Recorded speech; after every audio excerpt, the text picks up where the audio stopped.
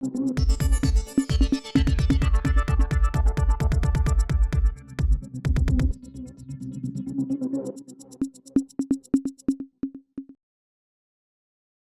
Sir. Sir வணக்கம் sir. வழிபாட்டு தலங்கள் சட்டம் நரசிம்மராவ் பிரிவில் 91 ஏற்றப்பட்ட விஷயம். அது ஏற்றப்படும் போதே பாபர் மசூதி, ராமர் கோவில் விஷயத்தை அது பொருந்தாது அப்படின்னு சொல்லி ஏற்றப்பட்ட விஷயம்.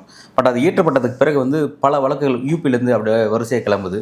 மதுரை விஷயம் கிளம்புது, வாரணாசி விவகாரம் கிளம்புது, தொடர்ச்சியாக விஷயம் கிளம்பிட்டே இருக்குது. இது சார்ந்த பல வழக்குகள் சுப்ரீம் கோர்ட்டில் தொடுக்கப்பட்டிருக்கு, விசாரணை நடக்க இருக்குது.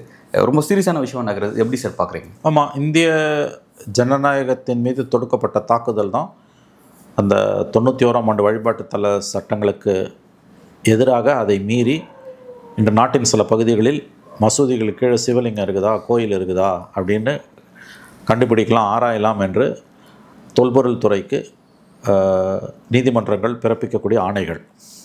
ஏன்னா தெளிவாக அந்த சட்டம் சொல்லுது, நீங்கள் 1947 ஆகஸ்ட் 15 கோயில் தான், மசூதி, தர்கானா தர்கா தான், சர்ச்சுனா சர்ச்சு தான் அப்படின்னு சொல்லுது. இந்த தீர்ப்பு ஒரு கோல்டன் ஜட்ஜ்மெண்ட். இது செல்லுபடி ஆகும். இனிமேல் யாருமே அந்த மாதிரி ஒரு வழிபாட்டு தலத்தை அது எனக்கு சொந்தம் உனக்கு சொந்தம் மாற்று மதத்தை சேர்ந்தவங்க சொந்தம் கொண்டாட முடியாது, ஆராய முடியாது அப்படின்ட்டு 2019 மாதம் நவம்பரில் கொடுக்கப்பட்ட அயோத்தியா ஜட்ஜ்மெண்ட்டில் 5 நீதிபதிகள் அமர்வு ஒருமித்த குரலில் சொல்லுது. 10 பக்கம் அதை பற்றின டீட்டெயில்ஸ் வருது. துரதிருஷ்டவசமாக 2022ஆம் ஆண்டு ஞானவாபி மாஸ்கில், வாரணாசியில் ஞானவாபி மாஸ்கில் அதுக்கு கீழே சிவலிங்கம் இருக்குதுன்னு இந்து அமைப்புகள் சிலது போட்ட வழக்கை அங்கே இருக்கக்கூடிய கீழமை நீதிமன்றம் ஆமாம் அது கண்டுபிடிக்கலான்னு ஏஎஸ்ஐக்கு உத்தரவு போட்டப்போ அதை எதிர்த்து, அது அலகாபாத் உயர்நீதிமன்றமும் சரின்னுது, அதை எதிர்த்து உச்சநீதிமன்றம் வரும்போது நீதிபதி சந்திரசூட் கொடுத்த ஒரு தவறான தீர்ப்பு, மிக மிக தவறான தீர்ப்பு. அதாவது ஆராயலாம். அப்போ மனுதாரர் சொல்கிறார், நீங்களும் பெஞ்சில் இருந்தீங்க, 91ஆம் ஆண்டு சட்டம் 5 பேர் பெஞ்சில் அவரும் இருந்தார், நீங்களும் இருந்தீங்க, 91ஆம் ஆண்டு சட்டப்படி அதோட கேரக்டரை மாற்றக்கூடாதுன்னு இருக்குது அப்படி. இல்லை கேரக்டரை தான் மாற்றக்கூடாது, கோயிலை மசூதியை கோயிலாவோ மாற்றக்கூடாது, அதுதான் மாற்றக்கூடாதே தவிர அது என்னவா இருக்குன்னு கண்டுபிடிக்கிறதுக்கு எந்த தடையும் இல்லைன்னு ஒரு வினோதமான தீர்ப்பை கொடுத்தார். கண்டுபிடிச்சி நீ என்ன பண்ண போகிற? அடுத்து அதை நோக்கி தான் அது நோக்கி நகரப்போகுது. இந்த கேவலமான ஜட்ஜ்மெண்ட்டு தான் இன்றைக்கி நாடு பூரா பல இடங்களில் மசூதி கீழே கோயில் இருக்குது, சிவலிங்கம் இருக்குது, விக்கிரகம் இருக்குது, கிருஷ்ணர் இருக்கார், ராமர் இருக்காருன்னு இவர்கள் கடப்பாறை எடுத்துக்கிட்டு சுற்றக்கூடிய அந்த நிலைமைக்கு காரணம் சந்திரசூடு கொடுத்த அந்த மிக மிக மோசமான கேவலமான ஒரு தீர்ப்பு. அது எங்கே நிற்குது இப்போ? அஜ்மீர் தர்கா 800 ஆண்டுகளுக்கு முன்பு கட்டப்பட்ட தர்கா. அது மசூதி வேறு, தர்கா வேறு. அது வழிபாட்டு தலங்கள் அவங்க சொன்னது மாஸ்க்கு, சர்ச்சு, டெம்பிள், குருத்வாரா. அதை தாண்டி தர்காவுக்கும் போகுது. 800 ஆண்டுகளுக்கு முன்பு கட்டப்பட்ட தர்கா. ख्वाजा மொயினுதீன் சிஷ்தின்னு ஒரு மிகப்பெரிய சூஃபி ஞானியோட ஒரு தர்கா நினைவிடம். உலகம் பூரா இருந்து பல பேர் அங்கே வராங்க. நிறைய இந்துக்கள், ஏராளமான இந்துக்கள் ஆண்டுதோறும் இந்தியா பூரா அங்கே போகிறாங்க. ख्वाजा மொயினுதீன் சிஷ்தி தர்காவுக்கு போயிட்டு வந்தீங்கன்னா குழந்தை பேர் இல்லாத பெற்றோர்களுக்கு குழந்தை பிறக்கும் என்பது ஒரு நம்பிக்கை. ख्वाजा மொயினுதீன் சிஷ்தி மிகப்பெரிய உலகின் ஆகச்சிறந்த ஆளுமைகள் கடந்த 100 ஆண்டுகளில். யார்? பண்டித ஜவஹர்லால் நேருவிலிருந்து அமெரிக்க அதிபர் பராக் ஒபாமா வரையில் அந்த ख्वाजा மொயினுதீன் சிஷ்திக்கு போயிருக்காங்க. இன்றைக்கி என்ன பண்ணுறான், ஒருத்தன் வரான் அங்கேருந்து, ஒரு இந்து அமைப்புலேருந்து அதுக்கு கீழே ஒரு கோயில் இருக்குது, அகல்யா கோயில், அது பேர். அஜ்மீர் தர்கா கீழே இருக்குது அகல்யா கோயில், அது ஆராயணுன்றோம். ஆகவே அது ஆராயறதுக்கு ஏஎஸ்ஐயோட ஆர்காலஜிக்கல் சர்வே ஆஃப் இந்தியா உத்தரவு போடுறோம். ஜட்ஜும் உத்தரவு போடுறாரு. ஏஎஸ்ஐ அதை போய் ஆராயிரம். அதுக்கு நடுப்புற போய் சுப்ரீம் கோர்ட்டில் போய் ஸ்டே வாங்கி வச்சுருக்காங்க. எங்கே போய் முடியும்? 1800 மசூதிகளை விஹெச்பி தான் லிஸ்ட்டில் வச்சுருக்கு. இந்த நாடு சுக்கலாக சதுரம். 1800 மசூதி கோயிலுன்றான். 1800 மசூதி கீழே கோயில் இருக்கான். கோயில் இடிச்சுட்டு தான் மசூதி கட்டினாங்களாம். அதனால் எங்களுக்கு திரும்ப கொடுக்கணும். 1800 மசூதி லிஸ்ட்டு வச்சுருக்கான் விஹெச்பி நாடு பூரா. இந்த மாதிரி ஒவ்வொரு மேஜிஸ்ட்ரேட்டும் உத்தரவு போட்டான்னா எங்கே போய் முடியும்? சம்பால்ன்ற இடத்துல 500 ஆண்டுகளாக இருக்க மசூதி, ஜமா மஸ்ஜித், அந்த இடத்துக்கு கீழே கோயில் இருக்கணும்னா போய் ஆராய்ச்சி பண்ணிட்டான். முதல் தடவை போயிட்டு வந்தான். 2வது தடவை போகும்போது தான் கலவரம் வெடிச்சு 4 பேர் செத்து போனாங்க. சந்திரசூடு மட்டும் அன்னைக்கு கொஞ்சம் மனிதாபிமானத்தோட நேர்மையாக நடந்திருந்தார்னா இந்த 4 உயிர்கள் பறி போயிருக்காது. இந்த இரத்தக்கரை உச்சநீதிமன்றத்தின் கரங்களில் இருக்கிறது என்று சொன்னால் அதில் எந்த தவறான ஒரு கருத்தும் கிடையாது. இதை நான் சொல்லலை. உச்சநீதிமன்றத்தின் மூத்த வழக்கறிஞர், முன்னாள் bar council supreme court bar association தலைவர் துஷ்யந்த் தேவே சொல்கிறார், அழுகுறார், பேட்டியில் அழுகுறார். என்னால் இரவு நேரத்தில் தூங்க முடியல, இப்படிலாம் செய்கிறதால வந்து எவ்வளோ பெரிய ரத்த கலரி இந்த நாட்டில் ஏற்பட போகுது. நான் ஒரு இந்து, எனக்கே இவ்வளோ உதரம் வலிக்குதுன்னா அந்த மதத்தை சேர்ந்தவங்களுக்கு எப்படி இருக்கும்? என் மனைவி சொல்லுகிறார், உன்னுடைய உடல்நிலை இதனால் பாதிக்கப்படுதுன்னு, ஆனால் என்னால் தாங்க முடியலன்னு பேட்டியிலேயே உடஞ்சி அழுகுறார். ஏன் இந்த நாட்டில் இதை யாரும் புரிஞ்சுக்க மாட்டேன்றாங்க? சம்பாலில் இறந்து போன அந்த 4 பேரோட இரத்த கரைகள் உச்சநீதிமன்றத்தின் கரங்களில் இருக்கிறதுன்றார். இந்த இடத்துல தான் இந்த சட்டத்துக்கு இதில் கொடுமை என்னென்னா, இந்த சட்டத்தோட கான்ஸ்டியூஷனல் வேலிடிட்டியை சேலஞ்ச் பண்ணி வராங்க சில பேர், மனுக்கள் கொண்டு வராங்க. ஆக்சுவலாக எடுத்தடுப்புலேயே சுப்ரீம் கோர்ட்டை டிஸ்மிஸ் பண்ணியிருக்கணும். ஏன்னா இது 5 நீதிபதிகள் கொண்ட அமர்வு தான் அது செல்லுபடியாகக்கூடிய சட்டம். இனிமேல் இதை நம்ம அயோத்தியில் பாபர் மசூதியை இடித்தது தப்பு, அது ஏற்றுக்கொள்ள முடியாத செயல். அந்த மசூதி கீழே கோயில் இருந்ததுக்கான எந்த ஆதாரமும் இல்லை. ஆனால் நாங்கள் இடத்த இந்துக்களுக்கு கொடுக்குறோன்னு ஒரு வினோதமான தீர்ப்பை கோர்ட்டு கொடுக்குது. ரொம்ப முக்கியமான ஒரு விஷயம் சொன்னாங்க. இந்த தீர்ப்புனால இப்போ ஒரு நாட்டில் ஒரு பெரிய கலவரம் நடக்காமல் இருக்கணும், அதை மனசில் வச்சுக்கிறோம் அப்படின்னு கொடுத்துட்டு முஸ்லீம்களுக்கு 25 கிலோமீட்டர் தள்ளி மசூதி கட்டிக்கிறது இடத்தையும் கொடுத்துட்டாங்க. எல்லாருமே அந்த தீர்ப்பை வரவேற்றாங்க, இன்க்ளூடிங் முஸ்லீம்ஸ். ஏதோ ஒரு பிரச்சனை முடிவு வந்தது. அதில் தான் அவன் சொல்கிறான், 10 பக்கம், கிட்டத்தட்ட 600-700 பக்கம் தீர்ப்பில், 500 பக்கம் தீர்ப்பில் 10 பக்கம் வந்து 91ஆம் ஆண்டு வழிபாட்டு தல சட்டம் செல்லும், இனிமேல் யாரும் இந்த மாதிரி பிரச்சனையை கலப்பக்கூடாதுன்னு ஒரு தெளிவான தீர்ப்பு அது. சரி, இப்போதைக்கு பிரச்சனை முடியுது அப்படின்னு எல்லாருமே இன்க்ளூடிங் முஸ்லீம்ஸ் அதை வரவேற்றாங்க. ஏன்னா மிகப்பெரிய கலவரம் வெடிக்கிறதுக்கு ஒரு இடத்த கொடுக்கறது ஒன்றும் பிரச்சனை இல்லைன்னு இஸ்லாமியர்கள் பெருந்தன்மையாக நடந்து கொண்டார்கள், எந்த சந்தேகமுமே இல்லை. அதுக்கு பிறகு மொள்ள இது ஆரம்பிக்குது. இப்போ இதுக்கு ஒரு முடிவு கட்டணும், நிரந்தரமாக இதுக்கு ஒரு முடிவு கட்டணும். இந்த பிரச்சனைக்கு ஒரு நிரந்தர முடிவு கட்டணும், இல்லைன்னா இந்த நாடு கொழுந்து விட்டு எரியும். 1800 மசூதி, அதுவும் வந்து ஒவ்வொரு பெட்டிஷனையும் அவங்க வந்து விஹெச்பியும் ஆர்எஸ்எஸும் பிஜேபி பிஎஸ்பி பகுஜன் சமாஜ் இந்துத்துவ அமைப்புகள் வந்து திட்டமிட்டு தான் இந்த மனுக்களை கொண்டு வராங்க. ஒவ்வொரு இடத்துலையும் திட்டமிட்டு இந்த மனுக்களை கொண்டு வராங்க. எல்லா இடத்துலையும் அதை போடுறதில்ல. அப்புறம் ஒவ்வொரு இடத்துக்கும் ஒவ்வொரு ஸ்ட்ராட்டஜி. இப்போ உதாரணத்துக்கு இந்த மாதிரி மனுக்களை தமிழ்நாட்டில் தாக்கல் பண்ண மாட்டாங்க, ஏன்னா எங்கள் அடி விழுன்னு தெரியும். ஆந்திரா, கர்நாடகா, கேரளாலையும் பண்ண மாட்டாங்க, சவுத்தை விட்டுருவாங்க. நார்த்தில் இதே தான் குறி வைப்பானுங்க. அப்போ எங்கே போய் முடியும்? அஜ்மீர் தர்காலாம் 800 ஆண்டுகளாக இருக்கக்கூடிய ஒரு தர்கா. அப்படி பார்த்தீங்கன்னா வரலாறில் பல இந்து கோயில்கள் வந்து ஜைன வழிபாட்டு தலங்கள் மேலே கட்டப்பட்டிருக்கு. எஸ், ஆமாம். மொத்த விகாரங்களின் மீது இந்து கோயில்கள் எழுப்பப்பட்டிருக்கின்றன. வரலாறில் இது முடிஞ்சு போன விஷயம். கார் ஓட்டிகிட்டு போகும்போது பின்னால் வரதை பார்த்துக்கிட்டே போனால் மரத்தில் காரை விட்டுருவான்னு ஒரு இங்கிலாந்தில் ஒரு ஃபேமஸான ஒரு பழமொழி உண்டு. எங்கேயாவது உலகத்தில் இவ்வளோ கேவலமான ஒரு ஒரு ஒரு ஒரு சம்பவம் நடக்குமா? 500 வருஷம் 800 வருஷம் அதை அசர்டைன் பண்ணுறதுல தப்பு இல்லை, அது கோயிலா மசூதியான்னு கண்டுபிடிக்கிறது தப்பு இல்லை, ஆனால் அதை மாற்றக்கூடாது, அதுதான் தப்பு. இவ்வளோ கேவலமான ஜட்ஜ்மெண்ட்டை எந்த ஜட்ஜாவது கொடுப்பாரா? ஒருத்தர் கொடுத்தாரு. இதோட விளைவு என்னன்னு தெரியுமா உனக்கு? இது எவ்வளோ ஆபத்து. இப்போ செத்து போயிருக்காங்கல்ல, 4 பேர் செத்துருக்காங்கல்ல.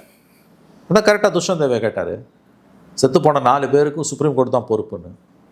இந்த ரத்த கரைகள் உச்சநீதிமன்றத்தின் கரங்களில் படிந்திருக்கின்றன. நான் சார், இப்போ இது பற்றின விஷயங்கள் வந்து இப்போ உச்சநீதிமன்றத்துக்கு வழக்கம் வந்திருக்கு. விளக்கம் கேட்டு ஒன்றிய அரசு விளக்கம் கேட்டிருக்காங்க. ரொம்ப முக்கியமான விஷயம். அந்த விஷயத்தில் இப்போ சம்பல் பகுதி பிரச்சனையை குறிப்பிட்டீங்க, 4 பேர் இறந்த சம்பல் பகுதியை குறிப்பிட்டீங்க. அது பற்றி பார்லிமெண்ட்டில் டிபேட் பண்ணணும்னு சொல்லி அகிலேஷ் வந்து ஒரு குரல் ரைஸ் பண்ணுறாரு, எதிர்கட்சியிலே ரைஸ் பண்ணுறாங்க. ஸ்பேஸ் செய்ய விட மாட்டான், பார்லிமெண்ட்டை விடுங்க, அது பண்ணாட்டி கூட பரவாயில்ல. இப்போ உச்சநீதிமன்றத்தில் 91ஆம் ஆண்டு சட்டத்தில் மோடி கவர்மெண்ட்டோட ஸ்டாண்ட் என்னன்றது தெரியல. இந்த 2 ஆண்டுகளுக்கு மேலே நிலுவையில் இருக்க பெட்டிஷன் இது. அதாவது சுப்ரீம் கோர்ட்டில் இந்த பாபர் மசூத் ஜட்ஜ்மெண்ட் 19 வந்த பிறகு இந்த 91ஆம் ஆண்டு வழிபாட்டு தலத்தை சேலஞ்சு பண்ணி சில மனுக்களை பிஜேபி சார்பாக உள்ளவங்க தாக்கல் பண்ணுறாங்க. அதில் ஒவ்வொரு தடவை மனு விசாரணைக்கு வரும்போதும் மத்திய அரசு தான் ஸ்டாண்ட் என்னன்னு சொல்லாமல் அமைதியாக இருக்குது. இப்போ சொல்லி ஆகணும், நாளைக்கு சொல்லி ஆகணும். நாளைக்குன்னா நாளைக்கு இல்லை, இந்த வழக்கு விசாரணை இல்லை, டே டு டே பேசிஸில் நடக்க போகுது, தினம் நடக்க போகுது. அதில் ஒரு உச்சநீதிமன்றத்தில் சொல்லி ஆகணும். தமிழ்நாடு மோடி கவர்மெண்ட் சொல்லி ஆகணும். நரசிம்மராவ் கவர்மெண்ட் கொண்டு வந்த சட்டத்துக்கு எதிராக மோடி கவர்மெண்ட் பேசவே முடியாது. கவர்மெண்ட்டுன்றது கண்டினியூட்டி தான். அது தலைவர்கள் தான் மாறுவாங்க, பிரதமர்கள் தான் மாறுவாங்க.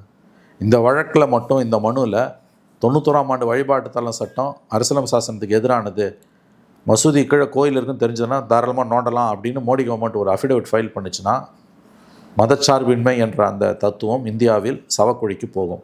அதை தான் நேற்றைக்கு ஹிந்து எடிட்டோரியலில் எழுதியிருக்காங்க. ரொம்ப ஒரு முக்கியமான சார், இப்போ நான் பேசிட்டு இருக்க இதே நேரத்தில் கூட உத்தரப்பிரதேசம் வந்து நூரி மசூதி, யூபியில் வந்து நூரி மசூதி, அது ஒரு ரொம்ப ரீசெண்டான ஒரு பிரச்சனை. 1839 கட்டப்பட்ட மசூதி.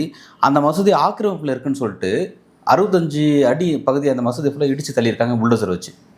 காரணம்னா மசூதி 1839 கட்டப்பட்டது, ரோடு 1957 போடப்பட்டது. அந்த ரோட்டுக்கு அது வந்து ஆக்கிரமிப்பாக இருக்குன்னு சொல்லிட்டு அதை அகற்றப்படும் நடவடிக்கை எடுத்திருக்காங்க. முஸ்லீம் அமைப்புகள் கொந்தளிச்சிருக்காங்க. இது வந்து அந்த லிஸ்ட்டில் இல்லாது, ஆல்ரெடி சில வழக்கெல்லாம் போயிருக்காங்க. வழக்கில் இல்லாத இந்த மசூதியிலும் இந்த பின்னணியில் வருது. அதான் இதெல்லாம் வரும். இது வந்து என்க்ரோச்மெண்ட்டுன்னுவாங்க. இது கூட பரவாயில்ல. இது எல்லா இடத்துலையும் சில இடங்களில் வந்து என்க்ரோச்மெண்ட்டாக இருக்க மசூதி, சர்ச்சு, கோயில் எல்லாத்தையும் தூக்கணும். என்க்ரோச்மெண்ட்டில் வந்து ஒரு மசூதி கட்டப்பட்டிருக்குன்னா அதை அகற்றுறதுல எந்த ஆட்சேபனையும் கிடையாது, சட்டப்படி நடக்கணும். ஆனால் அது என்னோடய கோயில்னு ஒருத்தன் கலப்புறான்னு வச்சுக்கோங்க, அது ஆபத்தானது. இது ரெண்டுத்துக்குமான வித்தியாசத்தை புரிஞ்சுக்கணும். என்க்ரோச்மெண்ட் எவ்வளோ இந்து கோயில்கள் என்க்ரோச்மெண்ட்டில் கட்டியிருக்காங்க, அதை போய் இடிப்பானுங்களா அவனுங்க. எப்படியாவது தினம் தினம் இஸ்லாமியர்களை சீண்டணும், தினம் தினம் முஸ்லீம்ஸ்கிட்ட சண்டை வலிக்கணும், ரத்த கலரி ஆகணும், அதில் ஓட்டு வாங்கணும், ஜெயிக்கணும், ஆட்சியில் உட்காரணும். இது ஒன்று தானங்க இவங்க எய்மு. மோடி கலந்துக்கிட்ட 150க்கும் மேற்பட்ட எலெக்ஷன் மீட்டிங்கில் 100 கூட்டத்தில் முஸ்லீம்ஸை திட்டி பேசியிருக்காரு. இப்படி ஒரு பிரதம மந்திரி இந்த உலகத்தில் எங்கேயாவது இருக்குமா? தான் சொந்த மக்களை, சிறுபான்மையின மக்களை 100 கூட்டத்தில் முஸ்லீம்ஸை திட்டி திட்டி திட்டி பேசியிருக்காரு. ஓட்டை கொடுக்குது, அது பேசுகிறான். ஆஃப்டர் ஆல் அரசியல்வாதிகளை பொறுத்த வரைக்கும் தேர்தலில் ஜெயிக்கிறது ஒன்று தானே ஒரே இலக்கு, வேறு என்ன இலக்கு இருக்குது போகுது? இப்போ இப்படி ஒரு வழக்கு தொடுக்கிறாங்க. வழிபாட்டு தலங்கள் சட்டத்தை வந்து மாற்றி அமைக்கணுன்ற விஷயத்தை நியாயப்படுத்துறதுக்கு அவங்களோட நியாயமான வார்த்தை முன்வைக்கிறாங்க. அது எப்படி இருக்குன்னு பாருங்கள். அதாவது என்ன சொல்கிறாங்கன்னா, அரசியலமைப்புங்கிறது இங்கே இருக்க எல்லாருக்குமான உரிமைகளை ஷேர் பண்ணக்கூடியது, உறுதிப்படுத்தக்கூடியது. ஆனால் வந்து நீங்கள் ஏற்றிருக்க ஒரு சட்டம் வந்து என்னுடைய வழிபாடு தளத்துக்கு கீழே இன்னொரு விஷயம் இருக்குது, அது என்னன்றதை நான் பார்க்க முடியாமல் அளவுக்கு தடுக்குதுன்னா அப்போ நீங்கள் அப்படி ஒரு சட்டத்தை ஏற்றி வச்சுருப்பீங்க அப்படின்ற ஒரு வாதத்தை முன்வைக்கிறாங்க அந்த தரப்பு. அது எப்படி பார்க்குறீங்க? கேடுகட்ட வாதம், அது காரி துப்ப வேண்டிய வாதம். வரலாற்றில் நடந்த தவறுகளை நம்ம நோண்ட ஆரம்பித்தோன்னா முடிவே இருக்காது. சரி, மசூதி கீழே கோயில் இருக்குது, கோயிலு கீழே புத்த விகாரங்கள் இருக்குது, அப்போ இடிச்சிட்டு புத்த விகாரம் ஆக்கிடலாமா? நான் தான் சொன்னேன்ல, பாகிஸ்தானில் இப்போ சமீபத்தில் 2-3 ஆண்டுகளுக்கு முன்பு ஒரு ஜட்ஜ்மெண்ட் வருது. ஒரு சீக்கிய குருத்வாரா இஸ்லாமியர்களுக்கு சொந்தமானதுன்னு இஸ்லாமிய அமைப்புகள் பாகிஸ்தான் உச்சநீதிமன்றத்தில் ஒரு வழக்கு தொடுக்கிறாங்க. அதாவது 400 ஆண்டுகளுக்கு முன்பு இந்த சீக்கிய குருத்வாராவுக்கு கீழே ஒரு மசூதி இருந்திருக்கு. மசூதியை இடிச்சிட்டு தான் அதுக்கு மேலே சீக்கிய குருத்வாராவை கட்டியிருக்கான். இது வழக்கு. பாகிஸ்தான் உச்சநீதிமன்றம் ஆராய சொல்லுது. அது ஏஎஸ்ஐ மாதிரி அங்கே ஒரு பாடி இருக்குது, சயின்டிஃபிக் சர்வே பண்ணுங்கன்றாங்க. தரவாக சயின்டிஃபிக் சர்வே பண்ணி ரிப்போர்ட்டு பாகிஸ்தான் சுப்ரீம் கோர்ட்டில் சப்மிட் பண்ணுறாங்க. எஸ், அது கீழே மசூதி இருக்கிறது உண்மை தான், மசூதி இடிச்சிட்டு தான் குருத்வாரா கட்டியிருக்காங்க, உண்மை தான், மனுதாரர் சொல்கிறது உண்மை தான் அப்படின்னு வருது. நான் இப்போ கொஸ்டின் வந்து மறுபடியும் அதை மசூதினா இஸ்லாமியர்கள்கிட்டே கொடுத்துடலாமா அல்லது குருத்வாராவை கண்டினியூ ஆகலாமா? பாகிஸ்தான் உச்சநீதிமன்றம் 3 ஜட்ஜஸும் என்னமோ ஒருமித்த குரலில் கொடுத்த தீர்ப்பு, வரலாற்றின் பிழைகளை நாம் இப்படி சரி செய்ய புறப்பட்டால் இரத்த கலரியில் தான் நாடு போய் நிற்கும். 400 ஆண்டுகளுக்கு முன்பு அங்கே என்ன இருந்தது என்பது பற்றி எங்களுக்கு கவலை இல்லை, எது வேண்டுமானாலும் இருந்து விட்டு போகலாம். இந்த குருத்வாரா மீது ஒரு சிறு துரும்பு கூட பட நாங்கள் அனுமதிக்க மாட்டோம். அந்த மனு டிஸ்மிஸ் ஆகுது. எந்த நாட்டில் மத பழமைவாதம் இருக்கிற நாட்டில், பெண்களுக்கு உரிமை இல்லாத நாட்டில், மாற்று மதத்தினருக்கு உரிய உரிமைகள் இல்லாத நாட்டில் அவன் சொல்கிறாங்க. அப்போ இந்தியா விஸ்வகுருன்னு மோடி பேசிக்கிறார்ல, விக்சித் பாரத் 47 பேசிக்கிட்டு உன் சொந்த மக்களை கடப்பாறை எடுத்துகிட்டு சுத்த வச்சு ஒருத்தன் வெட்டின்னு சாவுறது, இது எப்படி அனுமதிக்குது பிஜேபி? எவ்வளோ ஒரு போலி முகம் இவங்களுக்கு. இல்லை, பிஜேபி எப்படி அனுமதிக்கிறது தெரியல. அவங்களோட விளக்கத்தை வச்சு நம்ம அதை புரிஞ்சுக்க முடியும். ஃபர்ஸ்ட் ஆஃப் ஆல் இப்படி ஒரு வழக்குகள் தொடுக்கப்படுது, வரிசை வழக்கில் வந்துட்டே இருக்கும். அதுதான் நீதிமன்றங்கள் அனுமதிக்க கூடாதுன்றாங்க. அதாவது உச்சநீதிமன்றத்தில் ஃபாலி நாரிமனோட மகன் ரோஹின்டன் நாரிமன் உச்சநீதிமன்ற ஓய்வு பெற்ற நீதிபதி அழகாக சொல்லியிருக்கார். பாபர் மஸ்ஜித் வழக்கில் தீர்ப்பு கொடுத்த 5 நீதிபதிகளுடைய அந்த 91ஆம் ஆண்டு வழிபாட்டு தலங்கள் சட்டம் செல்லுபடியாகும் என்ற அந்த 10 பக்கம் இருக்குது அந்த ஜட்ஜ்மெண்ட்டில்.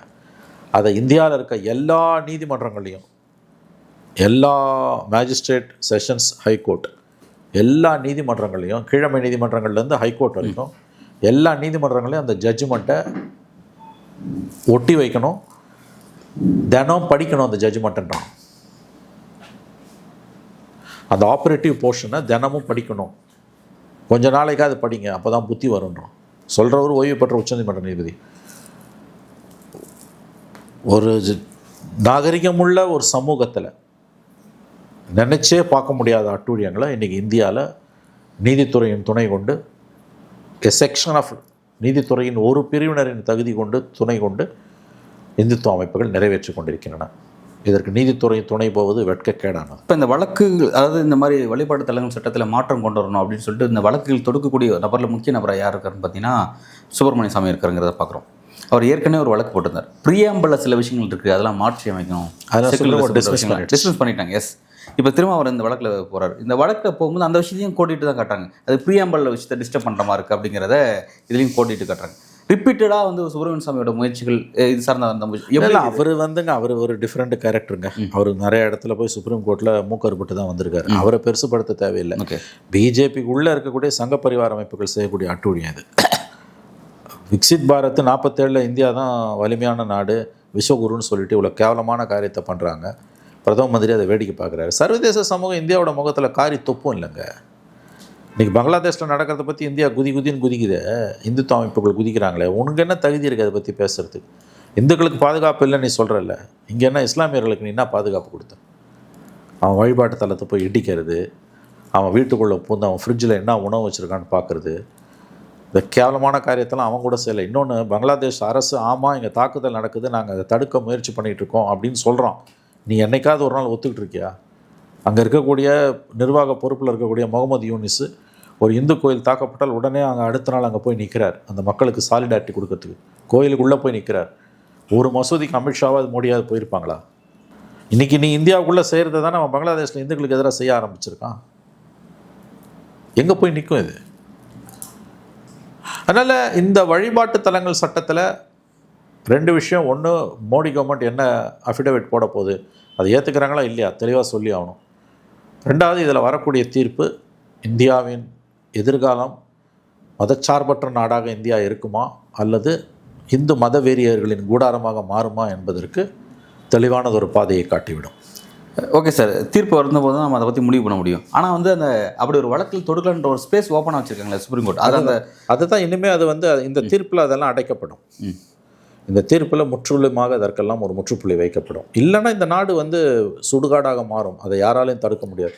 91ஆம் ஆண்டு வழிபாட்டு தலம் செல்லாது, ஒரு மசூதிக்கு தர்கா கீழே கோயில் இருக்குன்னு யாராவது நினச்சா அவங்க தாராளமாக நீதிமன்றங்களை அணுகலாம் அப்படின்ற மாதிரியான ஒரு தீர்ப்பை உச்சநீதிமன்றம் கொடுக்குமே. ஆனால் இந்தியா மிக மிக மோசமான விளைவுகளை சந்திக்கும்.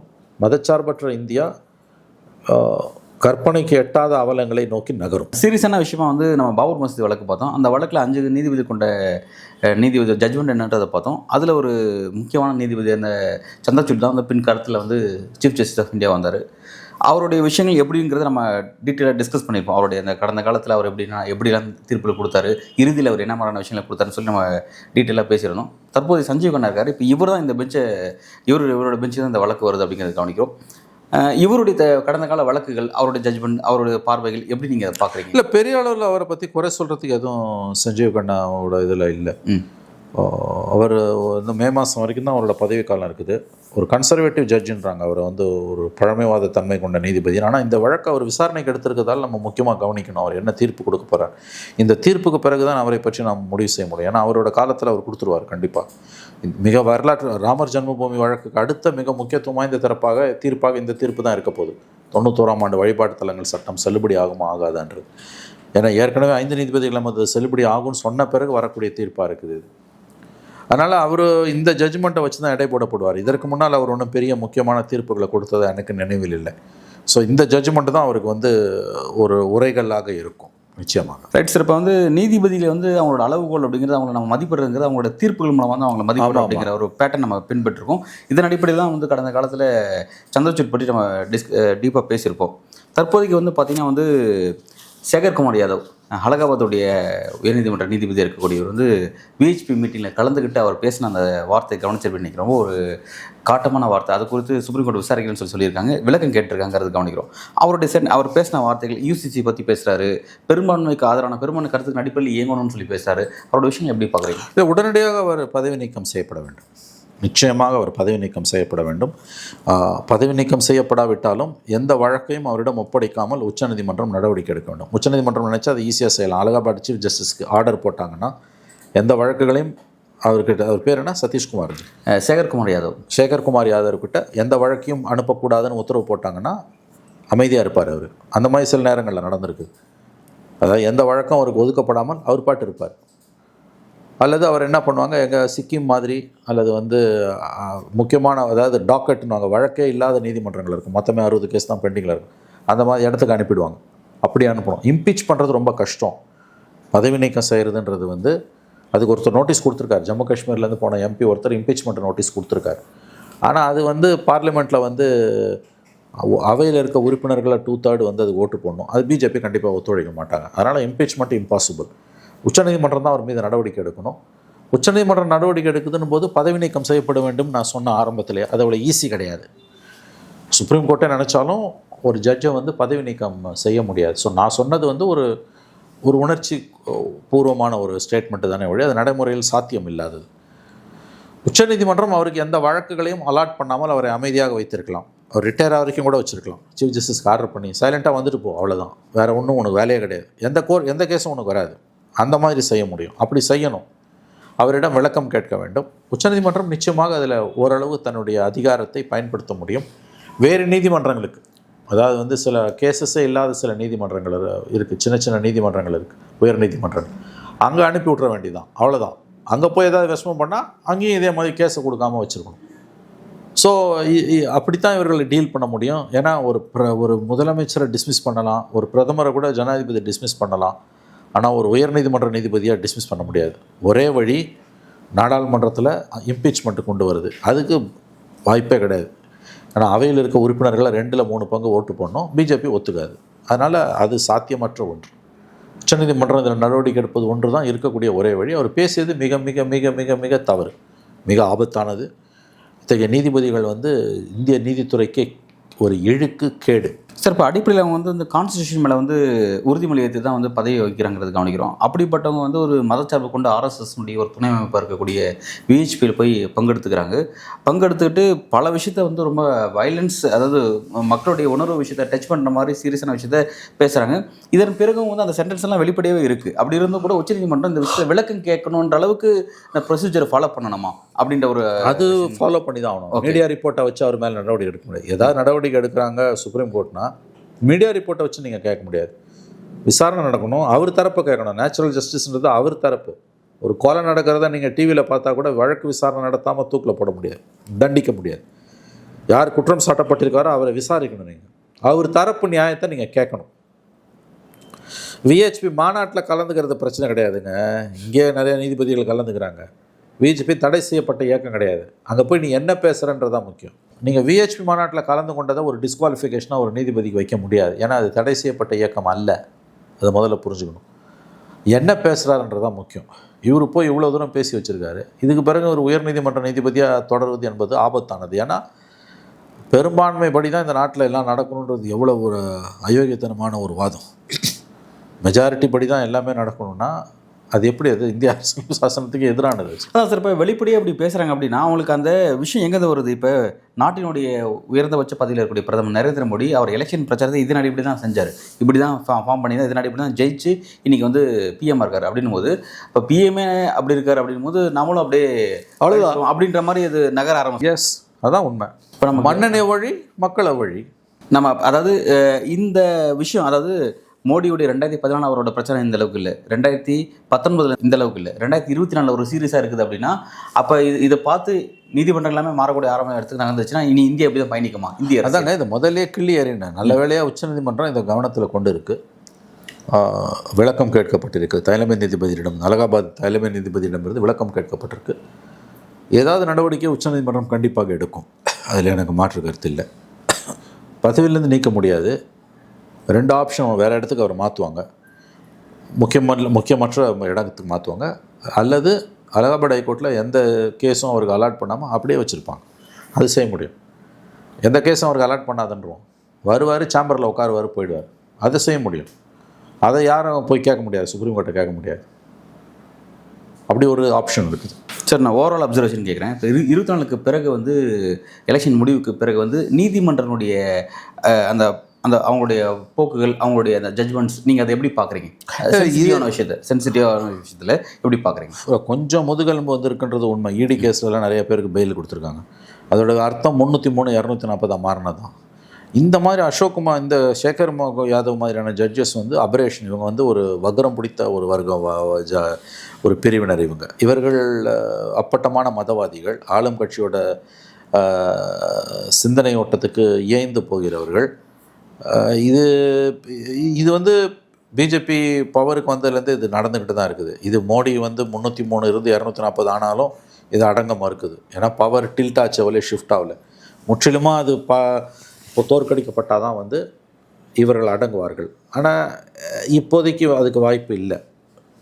பிஜேபி தான் பவரில் இன்னும் 5 வருஷம் இருக்க போகுதுன்றது தெளிவாக இருக்கும்போது நீதிபதிகளில் சிலர் இப்படிப்பட்ட கருத்துக்களை சொல்லுவதும் அதனால் வரக்கூடிய விளைவுகளை அவர் அனுபவிப்பதும் தவிர்க்க முடியாது.